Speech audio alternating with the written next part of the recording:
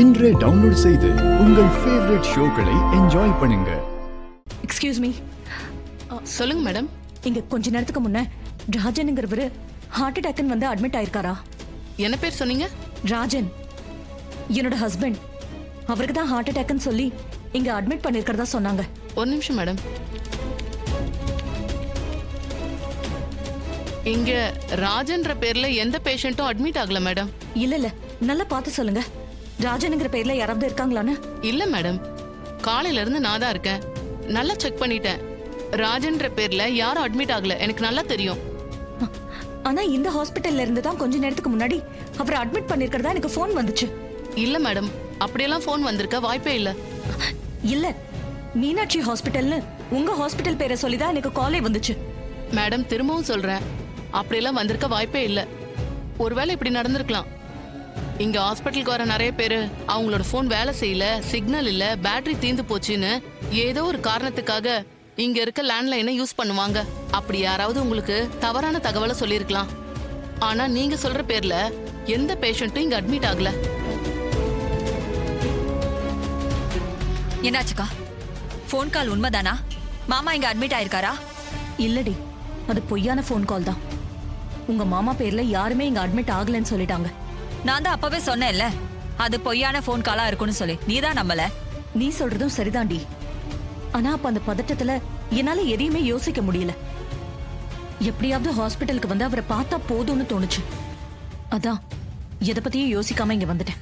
அக்கா, நீ கோயில்ல அந்த கிழவியோட பேரன் கையெழுத்து போடுறப்ப நீ இருக்க கூடாதுங்கிறதுக்காக யாரோ பிளான் பண்ணி தான் இந்த வேலையை செஞ்சிருக்காங்க. அதுக்குன்னு ஹார்ட் அட்டாக்னு இவ்ளோ பெரிய பொய்யா சொல்லுவாங்க? அக்கா, நான் சொன்னா நீ கோவப்படுவ.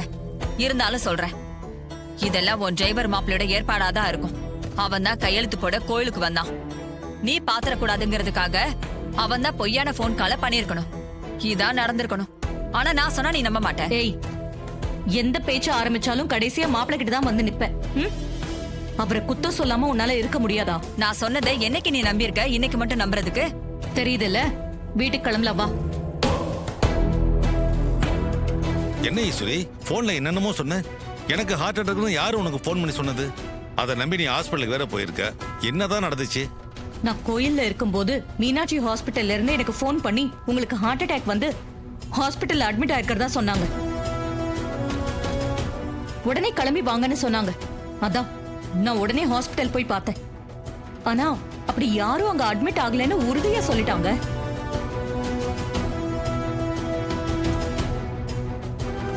ஏம்மா, திடீர்னு இப்படி ஒரு போன் வந்தா அதை நீ உடனே நம்பிடுவியா? அது உண்மையா பொய்யான்னு விசாரிக்க வேண்டாமா? நம்ம வீட்டுல தான் எவ்வளவு பேர் இருக்காங்களே, யாருக்காவது ஒருத்தருக்கு போன் பண்ணி கேட்டு தெரிஞ்சிட்டு இருக்கலாம்ல. அந்த நேரத்துல இருந்த பதட்டத்துல எனக்கு இதெல்லாம் தோணலைங்க. உங்களுக்கு என்னாச்சோ ஏதாச்சோன்னா ஹாஸ்பிட்டல் போய் பார்க்கணும் தான் எனக்கு தோணுச்சு. மத்த எந்த சிந்தனையும் எனக்கு இல்ல. சாரிம்மா, என்ன மன்னிச்சிருங்க. கார்த்தியை பத்தின உண்மை உங்களுக்கு தெரியக்கூடாதுன்னு தான் அப்பாவுக்கு ஹார்ட் அட்டாக்னு ஃபோன் பண்ணேன். உங்களை கோயில்ல இருந்து வெளியே வர வைக்க எனக்கு வேற வழி தெரியலம்மா. இவன் தான் அந்த அபிராமியோட 3வது பையன்னு கார்த்தின்னு கையெழுத்து போட்டான். நீ போனதும் கரெக்டா வரானே, அப்ப இவன் தானே எல்லா வேலையும் செஞ்சிருக்கணும். ஏய், நீ சொல்ற எதையுமே நம்புற மாதிரி இல்ல. மாப்பிள்ள மேல இருக்கிற வெறுப்புல அவர் மேல பழி போடுற, அவ்வளவுதான். சித்தி, நீங்க எப்ப பாரு ராஜாவை சந்தேகப்படுறது கொஞ்சம் கூட சரியில்லை. எப்பவுமே அவர் மேல ஏன் வன்மத்தோட இருக்கீங்க? நல்லா மண்டையில உரைக்கிற மாதிரி சொல்லு. அப்பவாவது இவளுக்கு புத்தி வருதான்னு பாப்போம். சரிக்கா, அப்ப உனக்கு போன் பண்ணி பொய்யான தகவலை சொன்னது யாரு? அது யாருன்னு கண்டுபிடிச்சே ஆகணும். பார்க்கலாம், கண்டுபிடிக்கும்.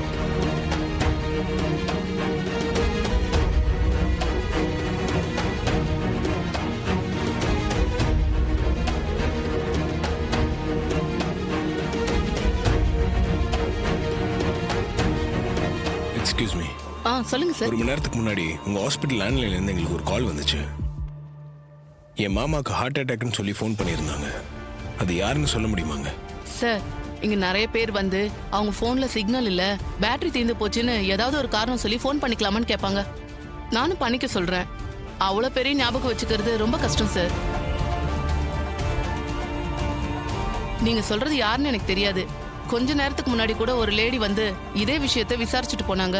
அப்படியா? புரியுது. ஆனா ஒரு முக்கியமான விஷயத்துக்காக தாங்க கேட்குறேன்.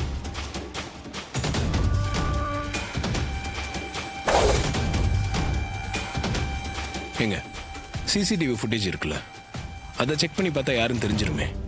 சார் அதெல்லாம் நாங்க காட்டக்கூடாது சார்.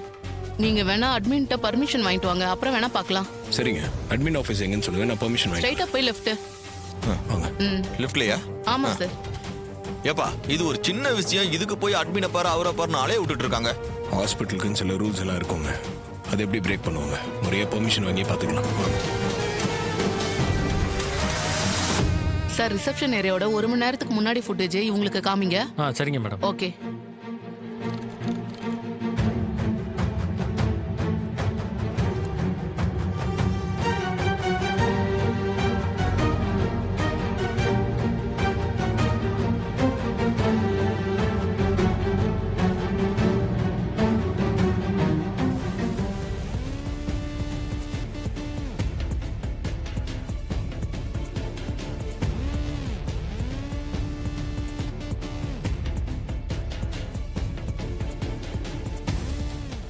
ஏப்பா சகல, நம்ம தேடி வந்தது இந்த பொண்ணா இருக்குமோ? அதுக்கப்புறம் எந்த பொண்ணும் வரலையப்பா. அத்தை சொன்ன டைமும் இந்த பொண்ணு பேசுகிற டைமும் கரெக்டாக மேட்ச் ஆகுதுங்க.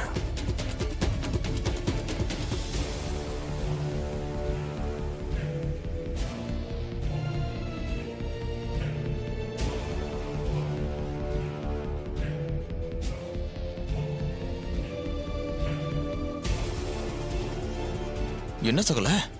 இல்லை, ஒன்றும் இல்லை. ஓகே, தேங்க்யூங்க. Thank you sir. போகலாம்.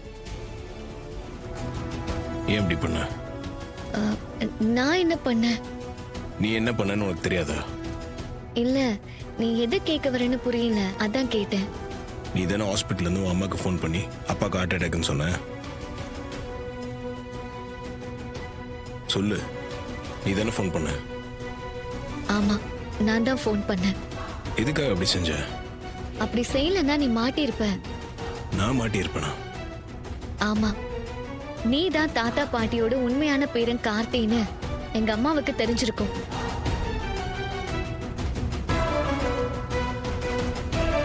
இது உனக்கு எப்படி தெரியும்?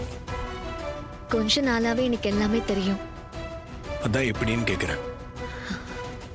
நீ உங்க அம்மாவுக்கு கொல்லி வச்சல்ல, அதை நான் பார்த்தேன். அப்பதான் நீ அபிராமி அத்தையோட பையன், பாட்டியோட பேருங்கிற உண்மையெல்லாம் தெரிஞ்சுது.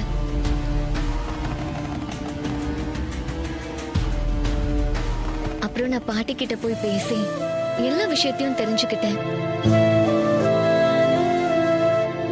இதெல்லாம் உனக்கு தெரிஞ்சோம், நீ இன்னும் அம்மா கிட்ட சொல்ல. நீ ஒரு நல்ல நோக்கத்தோட தான் இங்க வந்திருக்கேன்னு தெரிஞ்ச பிறகு உன்னை பத்தி அம்மா கிட்ட சொல்ல மனசு வரல.